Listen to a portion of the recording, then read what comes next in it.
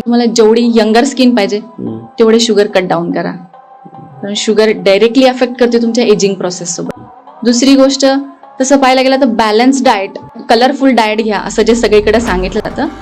तसं पाहायला गेलं तर भारतीय डाएट हे खूप छान आयडियल उत्कृष्ट एक्झाम्पल आहे. तसं पाहायला गेलं तर बॅलन्स डाएट, ज्याच्यामध्ये आपण त्याच्यामध्ये हे वेस्टर्नचे इन्ग्रेडियंट्स ऍड करतो, हे चुकतंय आपलं.